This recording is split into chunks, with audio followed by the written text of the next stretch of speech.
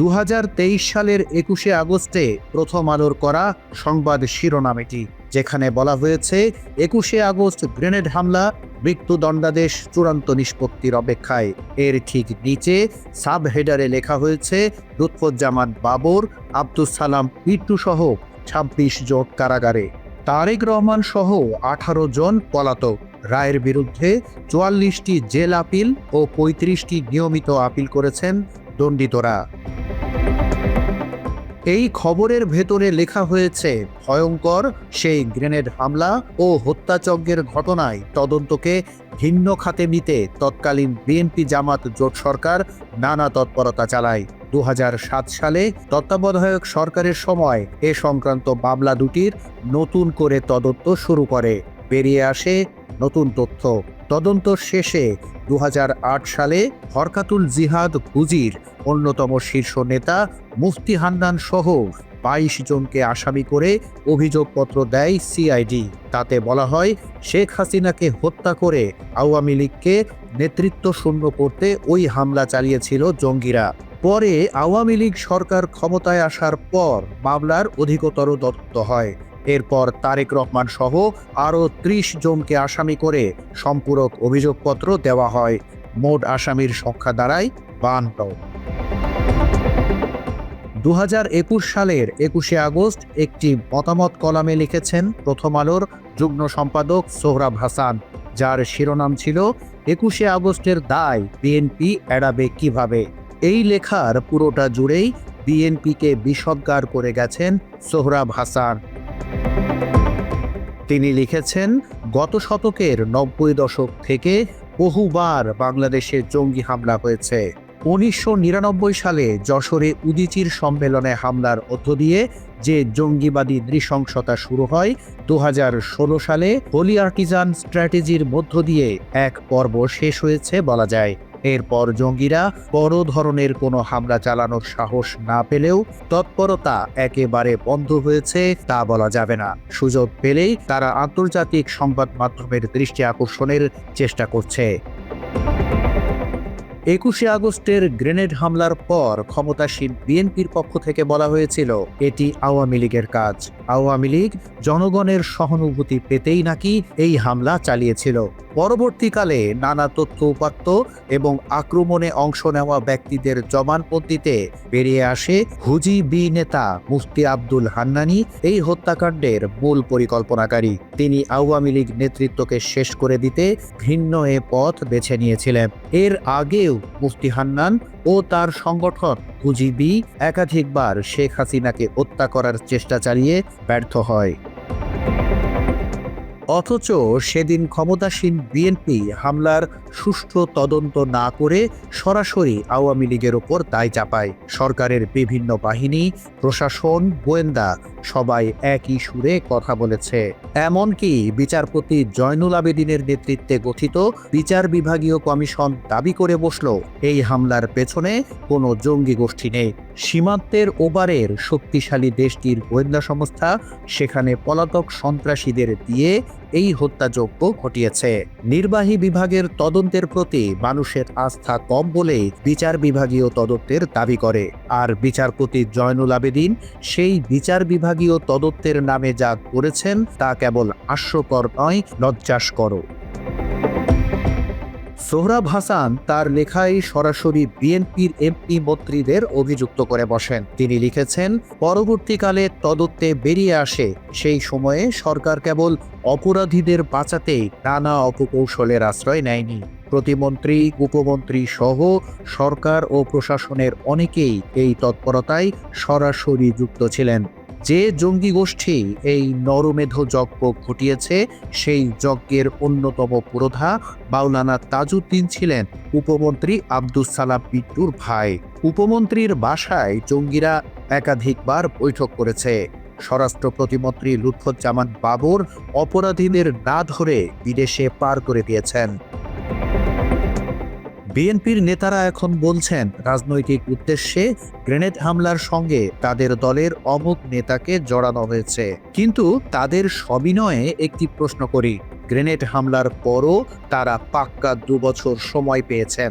এই সময়ে মামলার তদন্ত কাজ শেষ করলেন না কেন?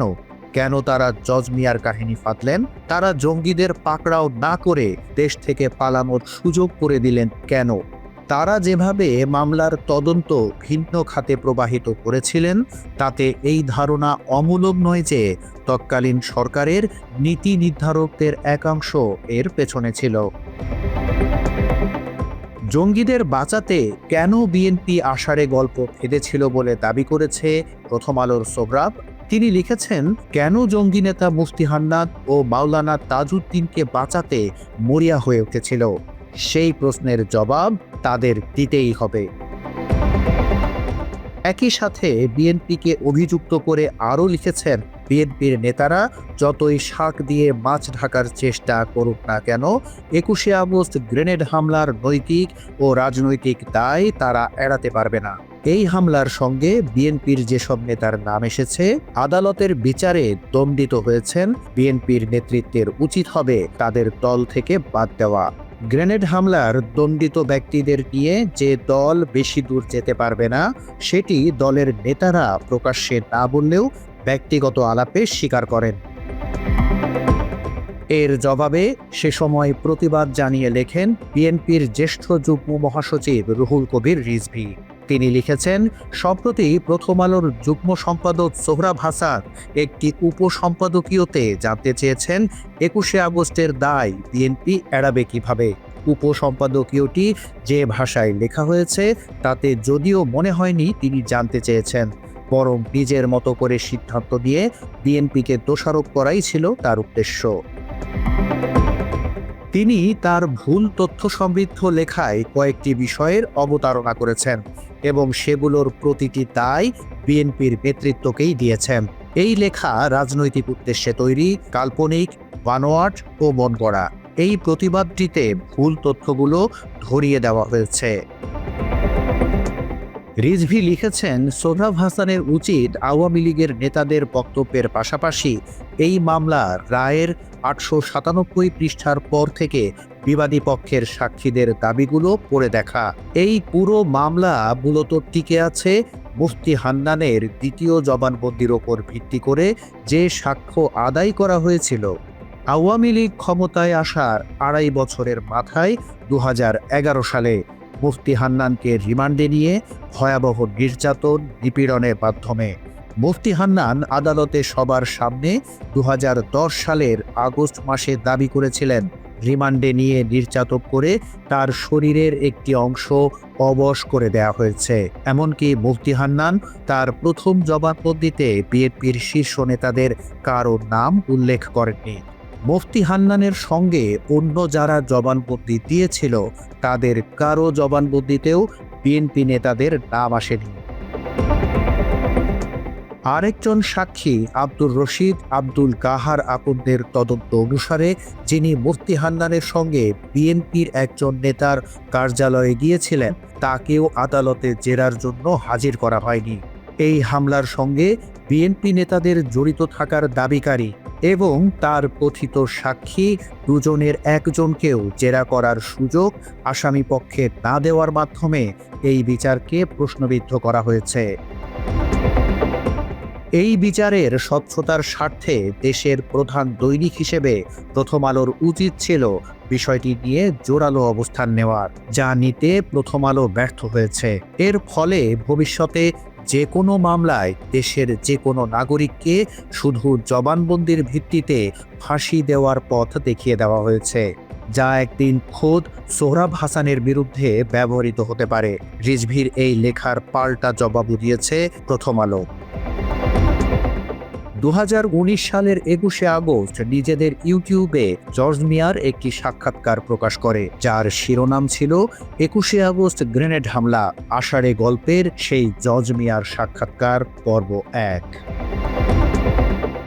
অথচ এই প্রথম আলোর সাজানো জজ মিয়া নাটকেই তছনছ হয়ে গিয়েছে অনেক নিরীহ মানুষের জীবন। মুফতি হান্নানের মতো একজন সহজ সরল আলেমকে বানানো হয়েছিল বিরাট জঙ্গি, অবশেষে ফাঁসিও হয়েছে তার।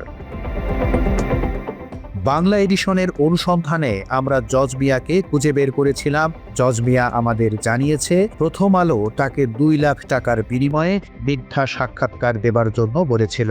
প্রথম আলো আপনাকে কি কি সুযোগ সুবিধা দিচ্ছে, কি কারণে প্রথম আলোর কথায় আপনি সব জায়গায় যাইতেন, প্রথম আলোর অফিসে যাইতেন? প্রথম আলো আপনাকে কখনই কোনো টাকা পয়সা দেয়নি? হ্যাঁ, 2 লক্ষ টাকা কিন্তু আমার ট্রিটমেন্টের জন্য দিচ্ছে। এটা তো আমি আপনি তো একটু আগে বললেন কেউই আপনাকে টাকা টুকা দেয়নি। ওটা তো হয় নাই ভাই। তারপর মনে করেন আমি আরো টাকা ঋণ করে মনে করেন এই 2 লাখ টাকার অনুদান যে আপনাকে কে দিছে? এটা চুপু ভাই। টিপু হ্যাঁ, টিপু চুপু। মানে না, সেগুলি জানি, কিন্তু এখন আমি একটা কর্মস্থানের ব্যবস্থা করে দেন। পরে বলছে ঠিক আছে, দেখি আমরা একটা তাৎক্ষণিক ব্যবস্থা করে দেবো। মাত্র 30% টাকায় জমির মালিক হয়ে নতুন বাংলাদেশের গড়ে তোলার স্বপ্ন দেখা বাংলা বসতি। 2019 সালের 20 আগস্ট একটি বিশেষ প্রতিবেদন প্রকাশ করে প্রথম আলো, যার শিরোনাম ছিল 21 আগস্ট গ্রেনেড হামলা, ধারাবাহিক হত্যাচেষ্টার চূড়ান্ত রূপ। এই প্রতিবেদনের একটি অংশে লেখা এক সরকারের উপেক্ষা, আরেক সরকারের ধামাচাপা, যেখানে হাসিনাকে হত্যাচেষ্টার আগে এবং পরের ঘটনার জন্য বিএনপিকে দায়ী করে প্রথম আলো। তারা লিখেছে 2001 সালের অক্টোবরে বিএনপি ক্ষমতায় আসে, তারাও এসব মামলার সুষ্ঠু তদন্তের উদ্যোগ নেয়নি। উল্টো 2004 সালের 21 আগস্ট গ্রেনেড হামলা মামলার তদন্ত ভিন্ন খাতে নেওয়ার চেষ্টা করে। 2018 সালের 31 আগস্ট একটি বিশেষ প্রতিবেদন ছাপে প্রথম আলো, যার শিরোনাম ছিল আজ 21 আগস্ট গ্রেনেড হামলার 13 বছর, শেখ হাসিনার ওপর প্রথম হামলা, শেষ হামলা। এই প্রতিবেদনের পুরোটা জুড়ে লেখা হয়েছে কবে কিভাবে হাসিনাকে মারার চেষ্টা করা হয়েছে।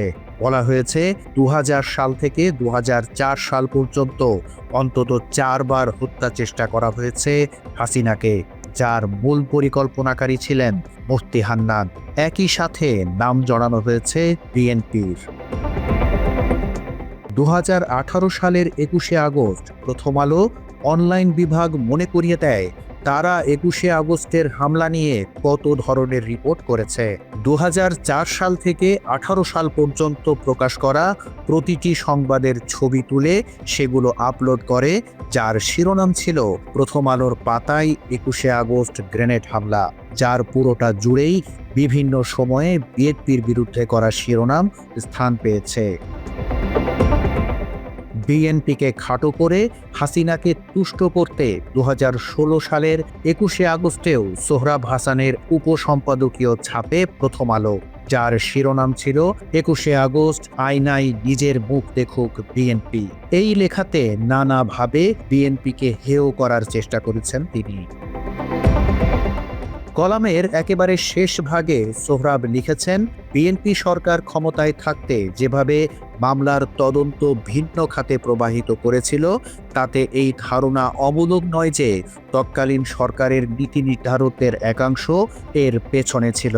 তখন বিএনপির নেতৃত্বে যারা ছিলেন 2-4 জন বাদে এখনও তারাই আছেন। বিএনপির মহাসচিব মির্জা ফখরুল ইসলাম আলমগীর রোববার এক সমাবেশে 21 আগস্টের গ্রেনেড হামলাকে ইতিহাসের কলঙ্ক বলে উল্লেখ করেছেন। কিন্তু সেই কলঙ্কের হোতাদের বাঁচাতে কেন বিএনপি আষাঢ়ে গল্প কেটেছিল, কেন জঙ্গি নেতা মুফতি হান্নান ও মাওলানা তাজউদ্দিনদের বাঁচাতে মরিয়া হয়ে উঠেছিল, সেই প্রশ্নের জবাব নেই। তিনি আরও লিখেছেন, বিএনপির বর্তমান নেতৃত্ব জঙ্গিবাদের বিরুদ্ধে জাতীয় ঐক্যমত গড়ে তোলার কথা বলেছে, কিন্তু 21 আগস্টের জঙ্গি হামলাকারীদের সঙ্গে তার সম্পর্কটি মীমাংসা না করে কি তা সম্ভব? জঙ্গিদের ইন্ধনদাতা কিংবা তাদের নিরাপদে দেশ থেকে পার করে দেওয়া লোকদের ফের দলের নেতৃত্বে বসিয়ে কিভাবে বিএনপি জঙ্গিবাদের বিরুদ্ধে জাতীয় ঐক্য গড়ে তুলবে? কিভাবে ইতিহাসের কলঙ্ক মুছবে? কিছু মানুষকে কিছুদিন বোকা বানানো গেলেও বেশি দিন বোকা বানানো যায় না। বিএনপি নেতারা একবার আয়নায় নিজের মুখ দেখুক। 2018 সালের 10ই অক্টোবর 21শে আগস্টের রায় নিয়ে কলাম লেখেন প্রথম আলোর সহযোগী সম্পাদক আনিসুল হক, যার শিরোনাম ছিল ইতিহাসের দায় মোচনের রায়। এখানে আনিসুল হক লিখেছেন, তারপর আস্তে আস্তে আমরা জানতে পারি এই ঘটনার সঙ্গে যুক্ত ছিল তৎকালীন বিএনপি জামাত সরকারের অনেক গুরুত্বপূর্ণ নেতা এবং ব্যক্তি।